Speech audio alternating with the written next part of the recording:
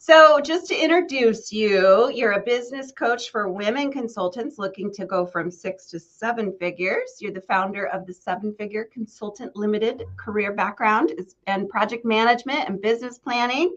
You are number 2 in occupational psychology startup in London that grew from 6 to 7 figures, and then you sold. So you know what you're doing when you're talking about helping women in business. And of course, you have your new book, Too Much, which we're going to make sure Yeah. we talk And can about. I, ta-da, Yes, here it please. is. I know I have some like specific questions I want to ask, but could we just start there? Tell us about the book. Mm. Yeah, thank you. So the book is called Too Much.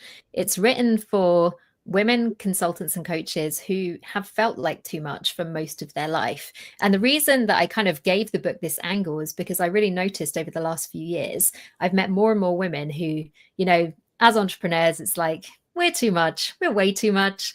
And I was like, yeah, I totally am too much. I've always been too much. But Mm-hmm. the book is really taking that as a lens and being like, what does it mean to be too much? Where does that label come from? Because even though we laugh about it quite a lot, like, yeah, I'm too much, often there's wounding behind that for all of us. And it hurts to be too much. It hurts to feel different, to feel othered, to feel like we don't belong.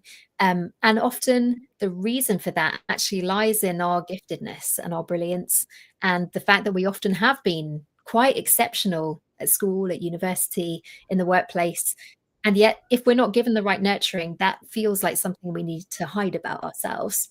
So the book is really like a rallying call for women consultants who have an eye to like their lifetime fulfillment. Like, what would it look like to have your most exciting, amazing career through your business?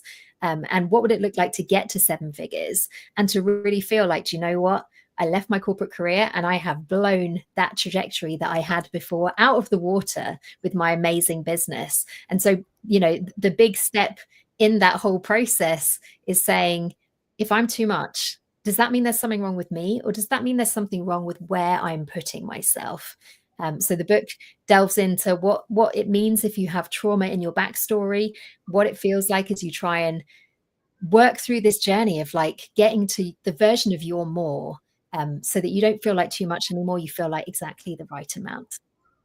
I'm like, I'm gonna have a tear streaming down. I feel like you're speaking to me as someone who's definitely felt too much, and I love that. I love that. That's the name of the book, and you're definitely speaking to me, and I'm sure lots of other, not even just women entrepreneurs, just women in general, that we're really in this place and have been for a while of battling society's norms that we're supposed to be at home, or and that was in the 50s, and then the 60s, the real feminist movement, but we still have so long to go. And women who are, we talk about masculine and feminine energy. I'd be curious about your thought on that whole phrasing too, because I'm very feminine. I love my dresses and my makeup, but I think a lot of people would describe me as having masculine energy. But doesn't that just mean I'm too much? Oh my gosh, I relate to that so much. And that's the thing. I'm very feminine.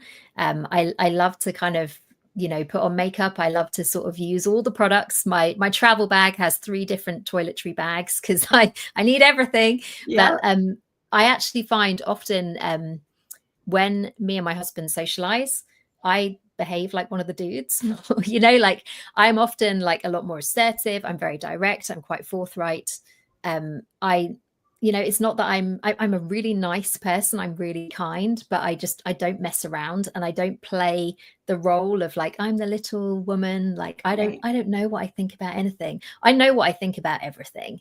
So, Right. and I would gladly engage people in those conversations that maybe women aren't supposed to have, where we share our opinions and we venture to have our own opinions. I think that that's so important. So I don't know, I've been through a whole thinking phase about this masculine and feminine energy. Does it really serve us to label it in that way? Because then we can feel like there's something wrong with us, like, oh, why do I have so much masculine energy? Right.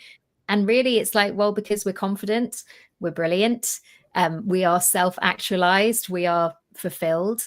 Those are good things. Those don't just Why does belong it to have to be masculine. masculine?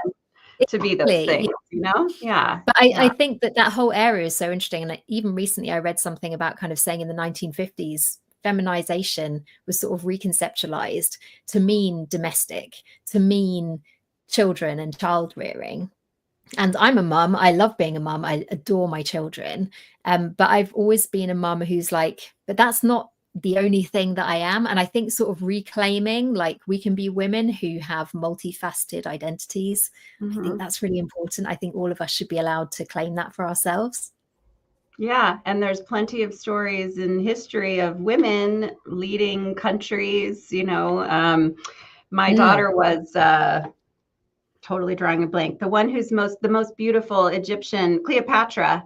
She was yes. Cleopatra for Halloween, and I'm like, make sure Oh, I when love that. people say, "Oh, you're Cleopatra," say it's not because she was the most beautiful woman in the world, which seems to be what Mm, she's known for. She actually took over a whole bunch of countries, spoke 8 languages, and one of the smartest women who's ever, you know, been on Earth.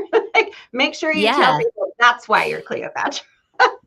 Oh, 100%. It's about the achievements, you know, it's not just about like the appearance, because I think Yeah. when we reduce being feminine down to what we look like, yes, that's an element of it. Like it's wonderful to be a beautiful person, but like it goes so much deeper, doesn't it? It's about character, it's about like how we treat people, what the world is like around us, you know. I think Yeah. there's so many depths that we can plumb, and it's not enough to just go the top inch and be like, oh, that's what it means to be a woman. That's not enough. Right, and I just think I never really knew all of that about her until probably semi recently. That's Well, I'm interesting in definitely gonna itself, order isn't your book, it? Well, thank you. I will get that going because I definitely everything you said about it really resonates with me. So, you help women become their next level self. What does that mean? Yeah. Well, so something that I noticed, I've been a coach now for nearly 11 years. And early in my business, I was like, I'm like strategy queen because I know how to do this stuff. But what I found when I work with my clients is that like they came to me being like, I don't know what to do. And so you say, okay, do this. And they say, no, I don't want to. And so you end up kind of in this awkward like resistance block. And what I've really noticed over the whole time that I've been coaching is that people need help knowing what to do, but they also need help knowing how to do the things that is like their body is wired not to do. And Mm, there's a whole spectrum within that as well of like, how do we know if what we're aiming at is actually in alignment? Like, are we getting a no from the body because it's like, I don't want to do that. I don't want those things and I don't want to get it in that way, which is valid. But mhm, like, what do we do when it's actually the other kind where it's very aligned and yet we seem to be wired in opposition to our intuition? So the mhm, intuition leads and says, you want this. And your whole body is like, yeah, I do want that. But then it comes to like, okay, so in order to get that, you got to do this, this, and this. No, I don't want to do any of those things. Like, what does it mean? Does that mean that we should run away? Does that mean that we've got it all wrong? And I go into mhm, this in the book as well. But the whole picture is like, okay, so who do we need to become in order to create the business growth that we want to see? mhm, Because we can white knuckle it and be like, I'm just going to make myself do these things. And then we can feel really overwhelmed and be like, oh my gosh, I'm scared all the time and I hate my life. But I really strongly believe that there is another path open to us where we really get intentional, we get intuitive about who do I need to be, who do I want to be, what is the next version of me? Because mhm, sometimes the things that we are envisioning in the future, it's like our 7-figure business, we might have like another home, we might do a ton of travel, like there's a vision for what that life looks like.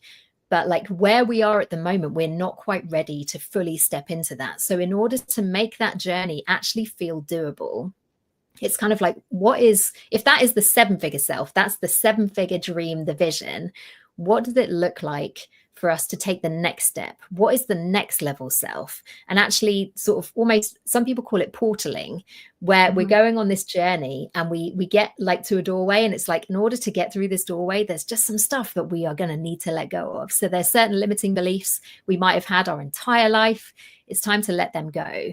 And that mhm, process in itself, that kind of, what is coming up, what am I feeling, why is it holding me back, I have found that that is the most powerful way to actually grow your business. Yes, it's strategy. Yes, it's doing big and bold things, but it's also doing that personal work. I honestly believe that the personal work is the key that we need to unlock that vision that we have for ourselves. I hear you. I definitely, yeah, I agree with everything you just said. Yeah, that the version of myself that wants the things I want 5 years from now is not this version. I have to be somebody a little bit different to step into Yeah. that. I remember seeing someone speak once, and he was kind of talking about how we may self-sabotage even. Like, I want these things 5, 10, 15 years from now. But then, yeah, that self-talk and stuff, like, I don't really want to Mm. do the things, or I'm maybe not worthy. And the head trash, as another friend calls it, so that personal work would really help you overcome that, I Yeah, guess. The getting to who am I going to be to get the things I want? Why do you feel like this exactly. is more difficult for women than men to? I would say from the clients that I've worked with, it is. It's not that men don't have any struggles, but like I think often we just see the way that society and the workplace and like all of the kind of business infrastructure, it is actually still set up predominantly for men. So Mhm, what I find is that men don't have the same hurdles to overcome. I mean, I think we all know that. It's not that everything is always easy. It's not they don't have to do their own mindset work or overcome their own trauma and do the work on that. But like it just feels like often it clicks into place a lot quicker. And these big contracts. So one of the things that I help my clients do is make it so that your minimum contract size is $100,000. And in corporate consulting, that is actually very achievable. I find that like typically men find that much easier to accept and much mhm, quicker to implement, whereas with women there can be like a phase of like, I don't know if I can do that. And you know, we tend to see that men feel qualified for things when they're about 30% competent, whereas for women they need to be 120% competent before they're willing to put themselves out there. And like that can happen within individuals, it's not just gendered. But I think it's mhm, understanding sometimes the barriers that women, either due to our programming or specific things that have happened to us. Because I think it's very, very rare to speak to a woman who hasn't encountered some kind of sexual harassment or discomfort in the workplace due to mhm, being a woman. Because, you mhm, know, there's that whole thing, isn't there? Like it's not good to be too attractive at work. It's also not good to be too unattractive. These issues that get discussed about how women should be, what we should wear, how we should behave, that men, mhm, they never get subjected to those kinds of scrutinies. So mhm, I think that like everything is available to men and women in mhm, theory, but I mhm. do think that in my experience women have more work to do to get to a place where they can comfortably step into it and receive it. Yeah.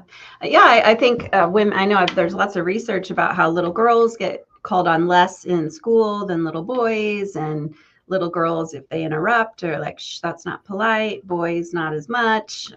Just Yeah. all that. And even the pay gap there are many reasons there's a pay gap, some of which is women don't negotiate in the way that men do, or Mhm.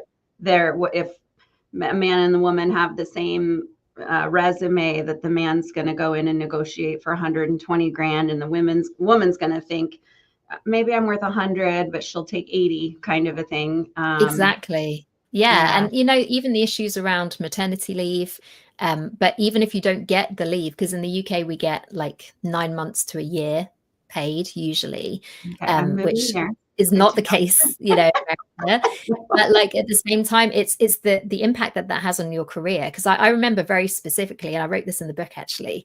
I just remember having a moment when one of my kids was a baby, being like, if I was a man, my career would be like university, stretching all the way out to retirement with no like bumps in the road. Because I'm a woman, it's like Yep. bit of career, have a child, bit of career, have a child, you know, like it's not the same. And I don't resent anything about my experience. I've had a Yeah. very unconventional career actually, and then become an entrepreneur, which has completely changed everything about what I would have done anyway. And it's Yeah. actually been very, very family friendly for the stage of life that I'm in. Yeah. But it was just that realization, if I wasn't a woman, I would have had a straight run. Like the world would be my oyster. And that really hit me because I didn't piece it together until I was literally holding a baby being like, I can't really do stuff this year because I'm doing this and it's wonderful, but there's a cost to it. It's a reality. Yeah. Oh man, I could really go off on that. I mean, even in the States, there's conversation around the fact that FMLA or family medical leave, which are pregnancy leave, it's disability. It's under the disability Yes. umbrella. So why are we saying being pregnant is a disability? That it's not a disability. You're Yeah. manufacturing a human. That does. Well, we've started to have shared parental leave in the UK and in Europe, Yeah. and certain countries like that's a really sort of established thing now already. But I've heard of a lot of men who are like, I can't ask to take 6 months paternity leave. Everyone will Yep. think I'm insane. So like, there's a lot of socialized sort of Yep. inequality, but also discomfort with men are fathers. It's not just women are mothers. And I Yep. think Yeah, there's we still a have lot of work to paternity do with leave that. here too, but yeah, I think a lot of less men take it because of that. Yeah. Yeah. Kimberly has a comment here. She says, "Are we sure of this? I've experienced more discrimination working for women in senior executive roles." Mm, I have a comment on that, and then Jessica, I'll be curious what you have to say. But sure. Kimberly, one thing I know about my workplace bullying research is that women who have bullying tendencies tend to bully other women, unfortunately. So there's that component, and then Mm. I wonder if there's a little bit of the uh, just the woman's, if you're assertive, then you're a bitch and you've had to develop this masculine energy, as we were just talking Mm. about, to be in the same room with a bunch of kids. So I don't know, that's kind of my thought. What do you think, Jessica? Yeah, I mean, I would say that like people are people, and like at the end of the day, there are tendencies that we tend to see like in how women are treated. Um, Mm-hmm. doesn't mean that all women are like completely amazing and never do anything really awful. It doesn't mean that all men. I'm married to a wonderful man who is a really awesome ally and is so supportive and has been a really hands-on father. Like I would never want to say all women are like this and all men are like that. It just isn't true, and I think we all know that. But I'm sorry, Kimberly, that you've had that experience because I definitely, I can personally relate to that as well. It's not the case that, oh, if you have a woman manager or line manager, you'll never get treated in a negative way. We just know the reality of that is not true. Yeah, yeah. So I'm curious a little bit about your coaching. So you mentioned, for example, that you talk to women about, just you need to be doing $100,000 contracts. What are some of the other tidbits of advice you give women to help them be their next level self?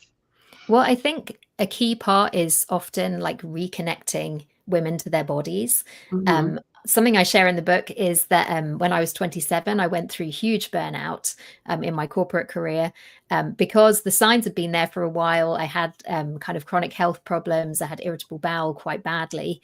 Mm-hmm. And I didn't know what to do. So I kind of did nothing Mm-hmm. until the point that I actually had a full breakdown. And I wasn't really able to function I basically spent 7 months in bed, not really able to do anything apart from watch TV. And if I tried to just get on with life, I got like flu symptoms. Like it was all encompassing. And I would say that I was probably energy limited for at Yeah. least 5 years after that. But then I had kids, so I was energy limited for like a decade after that as well. So, this is life, isn't it? But like I really think that something that was very clear to me during that time, I used to go to therapy, and my therapist would say, "How are you?" And I'd be like, "Yeah, I'm fine," with no Yeah. expression on my face, and she'd just look at me like, "Why would you say that?" Because it was so obvious that I wasn't fine. But Yeah. because my coping mechanism had been to switch off my body and to ignore everything that was coming from my body and seek numbness, I couldn't feel anything in my body. So, you know, Wow. I was programmed to say I'm fine because that's what you do. And I've noticed that for so many of the women that I've worked with over the last 11 years, um, they have also, we all have like degrees of childhood trauma. Sometimes like it's big T, sometimes it's little t, but there are all kinds of things that people have been through. And when we don't know how to deal with it at the time that it's happening, firstly we tend to internalize it and feel like it was our fault when usually it isn't. But Right. also like what's the way that like high achievers achieve highly? We just get our heads down, we drown out all the noise. You don't have any problems. You're fine. Get on with this. Let's get it Yeah. done. Yeah. We work hard to drown out those things. And there are also things like exercise. Loads of people love to run marathons. Personally, doing the work that I do, I don't know if you feel the same, Catherine, but whenever someone says, "Oh, I'm doing a triathlon," I'm like, "And what trauma are you running away from?" I don't go there, but I do say, I'm not. Good luck with that. But even like our different cultures and their relationship with alcohol.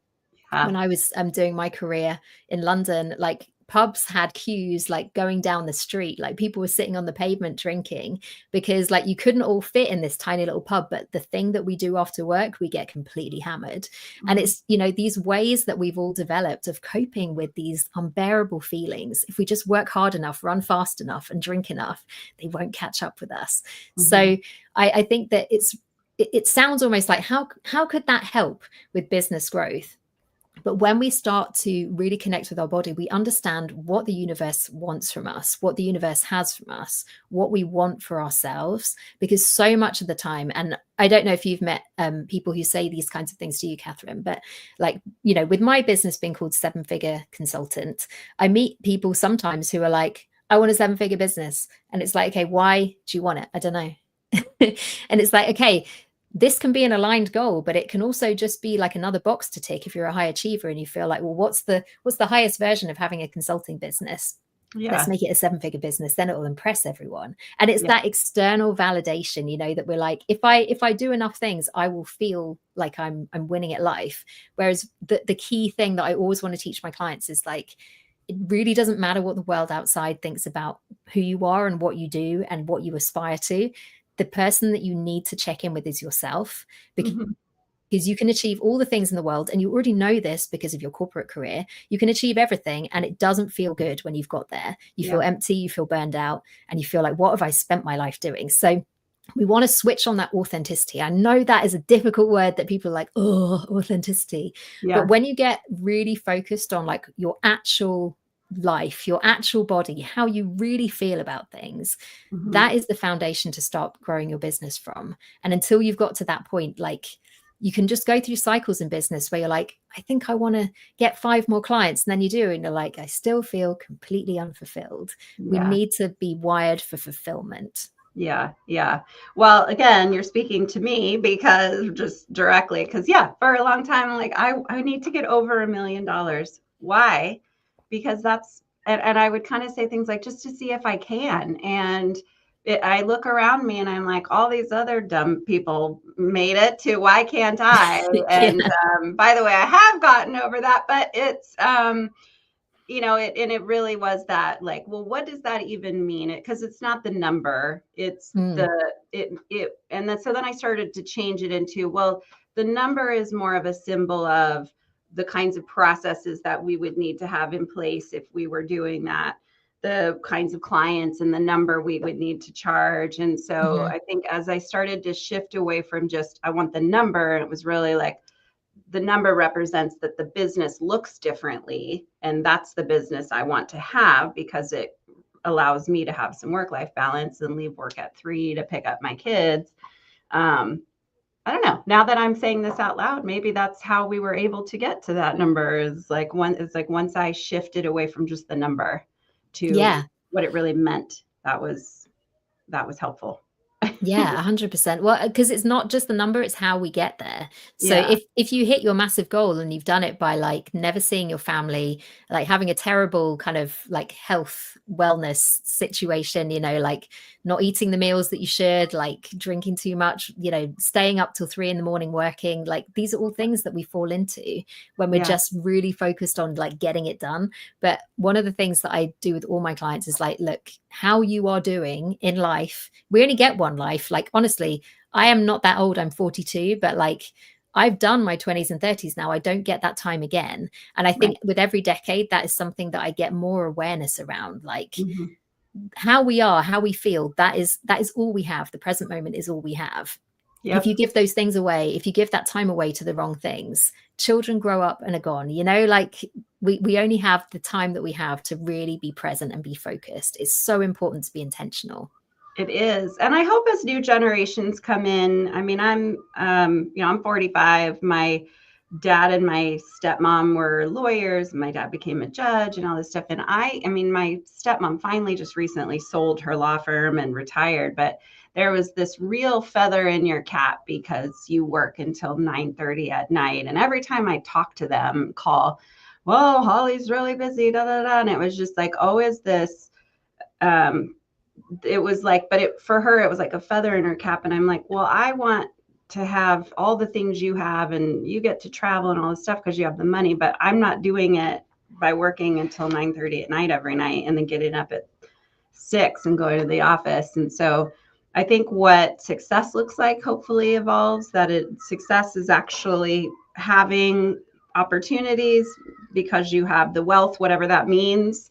And you're doing it with the work-life balance. And so I hope that's how we continue to get to, with the new generations coming in and technology allowing us to sort of intertwine in a good way, that well, because it's also it's making it normal for women to be successful in business. And like Catherine, I think it's awesome that you've like surpassed 7 figures. I think that's so like that's such a great achievement. Like in a world where 2% of women entrepreneurs get there, top 2%. I mean, high achievers, that's what we do, right? But like, I think it's really important that we're really focused about that. And again, I say this in the book, we don't have a ton of role models for what it looks like to be a successful working woman because of the way that the world has been, especially in the last 100 years.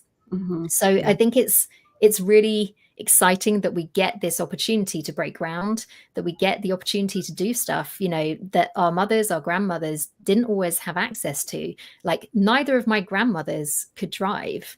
It wasn't something that was a priority. They didn't need to because all they did was housework at home. So like the fact that we get to live these really rich lives, I think we've got to give ourselves permission and say it's okay if we don't quite know how to hold it, or like if we're working out a lot of these kinks, because it's completely new for women to be able to have this level of agency actually. Yeah.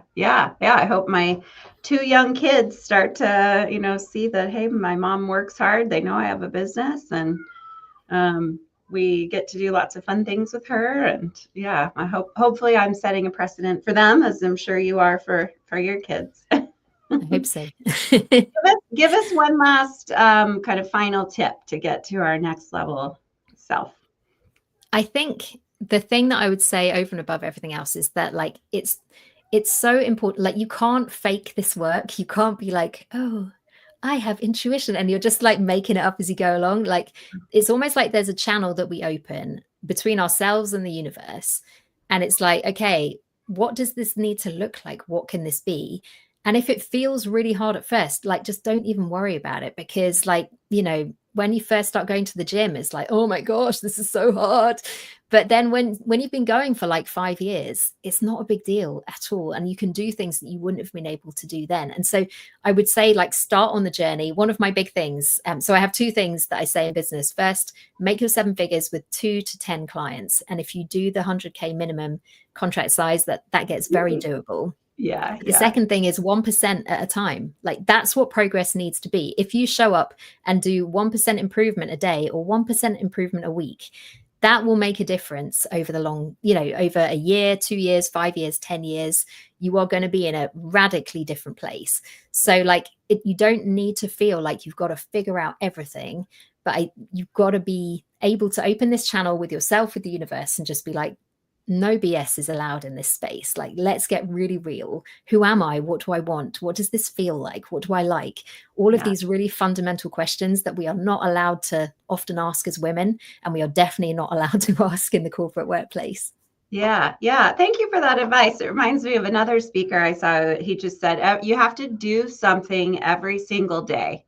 And it could be you go to your office and you're doing your stuff all day, or it could be on a Saturday that you read a chapter or even a couple pages of that personal development book you're working on, or just it was, and so I think you're kind of saying that too, like just it's incremental. It doesn't happen all at once. But it does start to happen. For most, not.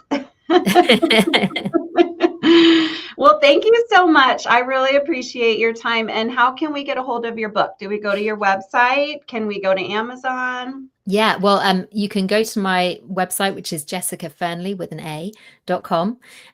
There's links to it from there. You can also search directly into Amazon for Jessica Fearnley Too Much, or you can go to my LinkedIn profile where there's many links to it within there.